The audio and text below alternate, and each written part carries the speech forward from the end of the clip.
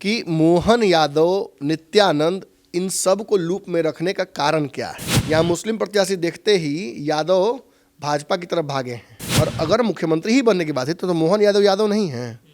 ऊपर से भेजा हुआ अक्षत, राजीव गांधी कहते ऊपर भेजते 1 रुपया, पहुँचता है 20 पैसा लास्ट आदमी तक। यहाँ ऊपर से भेजा गया 1 किलो चावल तो नीचे तक पहुँचा कैसे है। जो भी कुछ हो रहा है बिहार में उत्पात, वो सब यादव जी के माथा पर ठेल दिया जा रहा है। पनोरमा ग्रुप, जो सोचता है वो करता है। नमस्कार, भारत लाइव देख रहे हैं आप और ये गेम बड़ा है। बिहार में 40 लोकसभा सीटें हैं। इन सीटों पर भारतीय जनता पार्टी को अपना झंडा बुलंद करना है। लेकिन बिहार में जातियों के जाल से कैसे भारतीय जनता पार्टी उबर पाएगी? 40 लोकसभा सीटों में कैसे जाति के जो जाल बुने हुए हैं उस जाल में मकड़ी की तरह चलकर अपने गंतव्य स्थान तक पहुंचेगी? कई तरह के रास्ते बने हैं, उन रास्तों को भेदना है। और इसके लिए देखिए, चुनाव बिहार में है लेकिन राजनीति मध्य प्रदेश में की गई। भोला यादव को वहां पर मोहन यादव को वहां पर मुख्यमंत्री बनाया गया।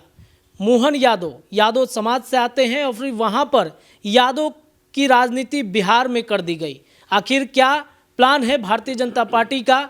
गेम बड़ा में आज इस विषय पर चर्चा करेंगे। विषय एक बार फिर से जान लीजिए कि नीतीश को 40 पर निपटाने के बाद अब शाह ने खोज लिया तेजस्वी का विकल्प। यादव को तोड़ दर्जन भर सीट पर झटकेगी बीजेपी। मतलब क्या यादव के सीट पर भारतीय जनता पार्टी की नज़र चली गई है? जाति आधारित जनगणना की रिपोर्ट के बाद राजनीति तेज है, कैसे झटकेगी, इस विषय पर चर्चा करेंगे अपने संपादक नमन मिश्रा सर के साथ। 40 पर निपटाने के बाद अब शाह ने कैसे झपटने का सर रास्ता निकाल? देखिए, बिहार में मोहन यादव को बुलाना और मोहन यादव को यादव चेतना मंच के माध्यम से एक भाजपा ने आउटफिट ही बना दिया अलग से। आपको याद होगा, इससे पहले कुछ दिनों पहले नवल किशोर यादव और बाकी सभी यादव जो भाजपा के नेता थे, उनकी एक गुप्त बैठक हुई थी गोवर्धन पूजा के जी। और उस बैठक के दौरान भी यही बातें, नित्यानंद राय भी थे और भी लोग थे, कि कैसे यादव वोटर्स को एनडीए की तरफ और आकर्षित किया जाए। देखिए, एक बार अयोध्या में राम की स्थापना हो जाती है तो अगला टारगेट आपको पता ही है, मथुरा है। और मथुरा में अगर श्री कृष्ण को लेकर आते हैं तो कृष्णवंशी, गोपी, गोकुल, ग्वाले, इन सब को अगर एकजुट करने की कोशिश भाजपा करे तो उस कड़ी में एक पहला पिन तो लगा दिया भाजपा ने मोहन यादव को इतनी बड़ी कुर्सी देकर मध्य प्रदेश की। एक और बात आप जान लीजिए, उनको बिहार बुलाने पे बहुत सारे बिहार के नेता कहेंगे, खासतौर पर राजद के, कि अरे क्या होता है उससे, सब आए, हमको कोई दिक्कत नहीं है। तेजस्वी ने भी कहा था, हमारे नेता लालू यादव। हाँ, कैसे लालू यादव आपके नेता हैं? वही तो सवाल खड़ा होता है। पिछले चुनाव में तेजस्वी यादव अगर केवल लालू यादव को ही यादव वोट करते हैं तो बिहार के मुख्यमंत्री तेजस्वी यादव आज भी होते, उप मुख्यमंत्री नहीं होते। कैसे चूक गई राजद? इतना वोट आया, इतना कुछ हुआ, सब कुछ कागज पर दिखता है मजबूत, लेकिन जब चुनाव में उतरे तो कमज़ोर कैसे हो गए? कोई कहता है ओवैसी ने काट लिया, कोई कहता है कांग्रेस कमज़ोर हो गई इसलिए गड़बड़ा गया। कांग्रेस कमज़ोर नहीं हुई, दरअसल एमवाई समीकरण टूटा था, बहुत हद तक सेंधमारी हुई थी। और पिछले चुनाव के पैटर्न में मैं बार बार जब कहता हूँ तो कई लोग विश्वास नहीं करते, इसलिए मैं प्रूफ लेकर बैठा हूँ आज कि यादव वोट, देखिए 2020 में जब मैं आया था, चुनाव रिजल्ट जो हमने सर्वे किया था उसका अपना रिजल्ट निकाल कर, तो जो बिहार में दावे किए जा रहे थे कि तेजस्वी यादव मुख्यमंत्री बनेंगे, मैंने कहा था नहीं बन पाएंगे, बहुत नैरो मार्जिन से वो बच जाएंगे। क्योंकि मैं यादवों की बस्ती में भी भाई कई जगह गया, जहाँ भी गया मैंने यही देखा कि कहीं ना कहीं एक ऐसा माहौल बना हुआ था कि यादव, जब लोकसभा की बात आ रही थी 19 में भी मैंने देखा था, तो नरेंद्र मोदी को बिना कुछ सोचे समझे वोट देने की बात कर रहे थे, नीतीश कुमार को प्रेफर नहीं कर रहे थे। जब विधानसभा की बात आई तो वो निश्चित तौर पर तेजस्वी को मुख्यमंत्री बनने की बात कर रहे थे। लेकिन एक और बात थी, अगर यादव प्रत्याशी भाजपा ने दे दिया था तो वो भाजपा की तरफ झुकाव दिखा रहे थे। यानी यादव लालू और तेजस्वी और किसी के प्रति ईमानदार नहीं है, वो अपनी जाति के प्रति ईमानदार है। और इसका फायदा अब तक तेजस्वी यादव को मिलता आया है। क्योंकि तेजस्वी यादव के पिता बड़े यादव नेता हैं, इसलिए पप्पू यादव और बाकी लोग उनको कभी ओवरशैडो नहीं कर पाए। लेकिन जैसे ही लालू यादव को फ्रेम से गायब करते हैं, जैसे पिछले चुनाव में तेजस्वी ने कर दिया था, उसका ज़बरदस्त खामियाजा भुगतना पड़ता है। यादव वहाँ अपना चेहरा खोजता है। देखिए, कई सीटों का मैं आपको रिजल्ट बताता हूँ, आपको देख के समझ में आ जाएगा। फिलहाल स्थिति यह है कि यादव की बहुलता वाली पार्टी कहे जाने वाली राजद 75 में से उसके 43 विधायक, 43 ना, 35, अच्छा 35 है, अच्छा 35 विधायक, 75 में से 35 उसके विधायक यादव हैं। यह आंकड़ा ज़्यादा था इससे पहले पिछले चुनाव में, और ये घटता जा रहा है पैटर्न। अब उस आधार पर यदि कई यादव चुनाव पिछली बार हारे भी थे, नाम नहीं लेंगे, कई लोग हार गए थे, तो ऐसे में आखिर क्या पैटर्न है, किस आधार पर ये दावा किया जा रहा है कि नीतीश कुमार और तेजस्वी यादव मिलकर एक क्लीन स्वीप कर देंगे लोकसभा में भी। लोकसभा में तो दूर दूर तक ये समीकरण मुझे दिख नहीं रहा है। ऐसे में मोहन यादव, नित्यानंद राय और बाकी लोगों के माध्यम से भाजपा करना क्या चाह रही है? भाजपा दरअसल उन यादवों का वोट जो वोलाटाइल वोट हो गया है, उसको अपने पाले में कंप्लीट करना चाहती है। और एक बात जान लीजिए, राजद इसलिए भी कमज़ोर पड़ जाती है क्योंकि ओबीसी में यादव छोड़कर बाकी जातियाँ बहुत इंटरेक्ट नहीं करती हैं इनके साथ। जो कुशवाहा है, लव कुश है और बाकी जो ओबीसी जातियां हैं, ये राजद कुछ की यादवों की पार्टी मान लेती है, तो वो या तो जदयू प्रेफर कर लेती है या भाजपा की तरफ चली जाती है। तो इसका भी खामियाजा पिछले चुनाव में भुगतना पड़ा था तेजस्वी यादव को। लेकिन अब जो मैं आपको सीटें कुछ बता दूं, देखिए ये वो सीटें हैं जो लगभग साबित कर रही हैं, चीख चीख कर कह रही हैं कि इनके रिजल्ट्स ये कह रहे हैं पिछले चुनाव के कि इन सीटों पर, इन क्षेत्रों में बड़ा प्रभाव है यादवों का और मुसलमानों का, लेकिन फिर भी यहाँ सीटें हारी गई थी राजद के द्वारा। और इसका बड़ा सिंपल एग्जाम्पल से समझा सकते हैं हम आपको। केवटी जो दरभंगा में है, यहाँ पर 42% मुस्लिम वोटर्स हैं, 42% मुस्लिम वोटर सोचिए। और इसमें अब्दुल बारी सिद्दीकी चुनाव लड़े थे, जिन्हें केवल 43% ही वोट आया टोटल वोटिंग का। अब अंदाज़ा लगे, जब 42% मुस्लिम हैं तो वोट इतना इनको कम कैसे आया? मतलब इस जगह पर भी यादवों की एक बड़ी जनसंख्या है जिसने पूरी तरीके से इनको वोट नहीं किया। मतलब अपने जाति के ही लोगों को प्रेफर कर रही है। बिल्कुल। उसके अलावा देखिए आप गौरा बोराम, यहाँ पे 32% मुस्लिम हैं और यहाँ अफजल खान जो थे उनको 36% ही वोट आया। तो ओवैसी को मत इल्ज़ाम लगाइए, यहाँ भी खेल हुआ है। यहाँ मुस्लिम प्रत्याशी देखते ही यादव भाजपा की तरफ भागे हैं, और आपको 32% जब मुसलमान हैं ही यहाँ पे, और 36% मिलना चाहिए। यादव की एक बड़ी जनसंख्या यहाँ भी है, और यहाँ भी ये वो सीट है जहाँ यादव की जनसंख्या ज़्यादा है। जाले 34% यहाँ पर मुस्लिम थे। कांग्रेस के मशहूर उस्मानी यहाँ से चुनाव लड़े थे, 38% मात्र वोट आया था इनको। माने जितने मुस्लिम की जनसंख्या उससे 4% ज़्यादा। यादव का जनसंख्या इतना ही है। बाकी जातियों का तो मैं बात भी नहीं करूँगा, लोग उसका सोच लीजिए। इसके अलावा देखिए, औराई हैज़ अराउंड 23% मुस्लिम, और इसमें आफ्ताब आलम चुनाव लड़े थे, वो भी हार गए। उसके बाद देखिए ढाका से जो इस चंपारण में है, 43% मुस्लिम यहाँ पे है जनसंख्या, और यहाँ से फैजल रहमान नहीं जीत पाए, इतना ही वोट लेके आए थे जितना मुसलमानों का था। सुपौल जो कोसी का क्षेत्र है, वहाँ से 28% मुस्लिम है, और कांग्रेस के जो मिन्नत रहमानी है, इनको 34% वोट आया था, ये भी हार गए थे। विजेंद्र यादव के खिलाफ चुनाव लड़े थे, याद है?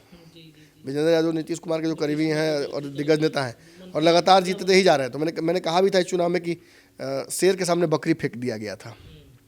मिन्नत रहमानी अपना इज्जत भी नहीं बचा पाए, और यही हाल कहीं ना कहीं कमोबेश सभी का हुआ था। यादवों ने मुसलमानों को वोट नहीं किया था। अब आप कहिए कि जो यादव मुसलमान को एमवाई अब मुसलमान को वोट नहीं कर रहा है, वो कुशवाहा को, कुर्मी को करेगा? ये भी सर बहुत बड़ा प्रश्न है। नीतीश कुमार साथ कुमार के प्रत्याशियों को वोट मिलेगा राजद का? मुझे तो नहीं लग रहा है।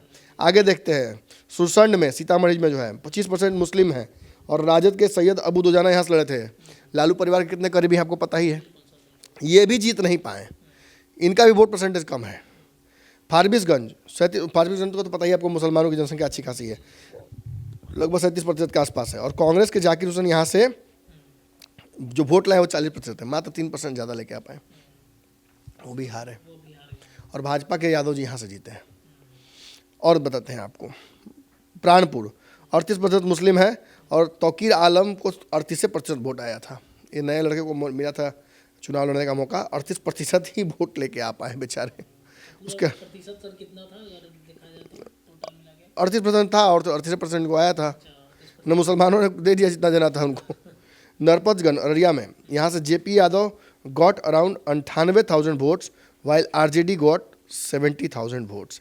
यानी नरपतगंज से, जहाँ से मैं कह रहा था आपको, यहाँ से जेपी यादव जो थे वो 98,000 वोट लेके आए भाजपा की तरफ से, और जो राजद के प्रत्याशी थे उनको मात्र 70,000 वोट आया था। अब बताइए हमको यादव ने किधर खेल किया है। और ऐसे बहुत सारी सीटें हैं, बहुत जगह बहुत सारा खेल है, उतना हम समय आपका नहीं लेंगे। मैं आपको बस बताने आ जाया था, विशेष हम पंचनामा बताएंगे आपको। मैं ये बताने आ जाया था आपको कि मोहन यादव, नित्यानंद, इन सब को लूप में रखने का कारण क्या है, क्यों यादवों पर मेहनत कर रही है भाजपा। छोड़ यादव वर्सेस ऑल करके छोड़ के जा भी सकती थी, उसमें भी भाजपा को फायदा है, लेकिन भाजपा वो भी छोड़ना नहीं चाहती है, कहते वो भी हम ही रखेंगे। तो यहाँ से बहुत मुश्किल है। और नीतीश कुमार की बेचैनी जो बढ़ी है हाल फिलहाल में, इसका एक और कारण है, नीतीश कुमार जब घूम घूम के यात्राएं करते हैं, सर्वे कराते हैं, इन सर्वेज में भी इनको राजद से कोई फ़ायदा होता नहीं। सोच रहे थे ना कि हम इंजेक्शन की तरह ले लेंगे आरजेडी का MOI तो हमको बहुत फ़ायदा हो जाएगा, कोई इंजेक्शन काम नहीं आ रहा है इनके। इनका जो पहले जो इन्होंने डाटा शेयर किया, इन पे ही भारी पड़ रहा है। बिल्कुल भारी पड़ रहा है। अब बिहार में अगर डोमिनेटिंग जातियां हैं यादव की, और यादव केवल भाजपा या राजद को वोट करेगा, तो आप कहाँ हैं मालिक। यही कहीं ना कहीं देखिए, पहले तो भाजपा ने नित्यानंद और भूपेंद्र की जोड़ी से कहीं ना कहीं चापने की कोशिश की, तो नीतीश से चपा गए। अब लवकुश भी नहीं छोड़ेगी वो। एक तरफ RCP सिंह पूरे बिहार में घूम रहे हैं, वहीं उपेंद्र कुशवाहा और सम्राट चौधरी के माध्यम से भी भाजपा चाप रही है। तो बहुत बच नहीं रहा है। और इसमें इशारा ये भी है, मुकेश सहनी जी को भी है, कि हरीश सहनी को भी आगे करके भाजपा जो खेल खेल रही है, आप भी समझ लीजिए। अगर भाजपा के गठबंधन में जाना है तो बहुत नखरा करने से कोई फायदा है नहीं। जितना मिल रहा है ले लीजिए, मिल रहा है उतना लीजिए, ना तो फिर इस पर भी आफत आने वाली है, जो आने वाला समय है उसमें। हालांकि मुझे तो लगता है कि उपेंद्र कुशवाहा की तरह ही मुकेश सहनी भी भाजपा की तरफ जाएंगे, लेकिन देखिए समय है, आगे चल क्या कहता है। लेकिन ये पैटर्न जो है ये इशारा करता है खुल खुल के, चीख चीख के, कि things are already planned and are in motion. Bhajpa कोई भी काम मैंने अब पहले वाला 15-14 वाला बात नहीं है कि एकदम बिना सोचे समझे कर रही, सब सोचा गया है। अक्षत बांटने के माध्यम से मैं कहा था ना आपको कि भाजपा ने अपना जो प्रमंडल तक बनाया था कमेटी, मंडल प्रमंडल तक, वो सब चेक हो गया। अक्षत सब घर पहुंच गया ना, हाँ पहुंच गया, सोशल मीडिया पे लग गया ना, लग गया। तो ये एक तरह से चुनाव से पहले भाजपा ने चेक कर लिया लोकसभा के कि हमारा नेटवर्क कहाँ तक जा रहा है। ऊपर से भेजा हुआ अक्षत, राजीव गांधी कहते ऊपर भेजते 1 रुपया, पहुँचता है 20 पैसा लास्ट आदमी तक। यहाँ ऊपर से भेजा गया 1 किलो चावल, तो नीचे तक पहुँचा कैसे है। एक सवाल भी तो था कि इतना चावल आ कहाँ से रहा है, एक विपक्ष के नेता पूछ रहे थे। तो ये चावल निश्चित तौर पर कहीं 1 मुट्ठी निकाला गया तो 2 मुट्ठी बढ़ाया भी गया। तो जहाँ 1 रुपया देने पर 20 पैसा पहुँचता था, वहाँ 1 किलो देने पर नीचे 10 किलो तक बटा है। मतलब खेल कहीं ना कहीं अब रिवर्स में जा रहा है। और भाजपा इस माध्यम से रणनीतिगत तौर पर इस बार कमज़ोर नहीं है। कमज़ोर मानना भाजपा को बहुत बड़ी कमज़ोरी होगी सामने वाले की। सर एक प्रश्न रहेगा कि यादव जाति को लेकर के बीजेपी अपना एजेंडा मतलब चला रही है मोहन यादव के माध्यम से, कितना विश्वास रहेगा। जब हम गोवर्धन पूजा के दिन जब गए थे, वहाँ पर सभा जब हो रहा था, नित्यानंद राय, रामकृपाल यादव, बड़े बड़े नेता पहुँचे थे, तो उनका एक ही मांग था, मुख्यमंत्री बनाइएगा तो बीजेपी की तरफ हमारा वोट जाएगा, नहीं बनाइएगा नहीं जाएगा। मुख्यमंत्री देखिए, यादव 15 साल मुख्यमंत्री रहे ना, इसमें तो कोई दो राय नहीं है। और अगर यादवों को सत्ता में बने रहना है तो एक बात समझना होगा, केवल बिहार से नहीं होगा। देखिए यादव वर्सेस ऑल होने से रोक भी यादव ही सकते हैं। एक बहुत देखिए, अगर तेजस्वी के उप मुख्यमंत्री बनने से यादवों को फायदा हो रहा है तो नुकसान भी उतना ही हो रहा है। एक तो सत्ता की भागीदारी नहीं आपको मिली है, हिस्सा मिला है, और दूसरा कि आप पर लांछन लग रहा है। जो भी कुछ हो रहा है बिहार में उत्पात, वो सब यादव जी के माथा पर ठेल दिया जा रहा है। तो समझना होगा कि इसमें फ़ायदा कम और लांछन ज़्यादा है। और अगर मुख्यमंत्री ही बनने की बात है तो मोहन यादव यादव नहीं है, दिया गया ना मुख्यमंत्री की कुर्सी। अब देश OBC ही चला रहे हैं, आगे चल के आप ही का फायदा है। लेकिन हाँ, ब्लाइंडली नहीं होगा कुछ भी। भाजपा ने जो एक रणनीति बना रखी है, उस रणनीति के तहत बहुत कुछ सोचकर भाजपा ने भी किया है, उससे राजनीतिक फायदा भाजपा को है भी। अब यादव को तय करना है कि वो किस तरफ रहेंगे। पिछले चुनाव के पैटर्न को देख रहे हैं तो इस बार तो और घट जाएगा लग रहा है। चलिए, तो यादवों के माध्यम से भारतीय जनता पार्टी ने एक बड़ा गेम तैयार कर लिया है। नीतीश कुमार और तेजस्वी यादव को कहीं ना कहीं एक चेकमेट देने की तैयारी अमित शाह की जो चाणक्य नीति है वो यहाँ पर काम कर सकती है। फिलहाल इस गेम बड़ा में इतना ही, लेकिन चर्चाएं लगातार जारी हैं। जुड़े रहिए भारत लाइव के साथ। बहुत बहुत धन्यवाद। पनोरमा ग्रुप, जो सोचता है वो करता है। अगर ये वीडियो पसंद आई और वह बिहार के राजनीति और बिहारियत से सरोकार रखेनी तो सब्सक्राइब बटन दबा के चैनल के सब्सक्राइब कर ली। ओजे एगो घंटी बा, ओकरा बटन दबा देला से कुल सटीक और मारक खबर रुआ मुफ्त में मिल जाई। अगर रुआ पत्रकारिता के हमनी के नया प्रयोग में सहयोग कर चाहतानी तो ज्वाइन बटन दबा दी। पेटीएम नंबर नोट कर ली 9386816700। धन्यवाद।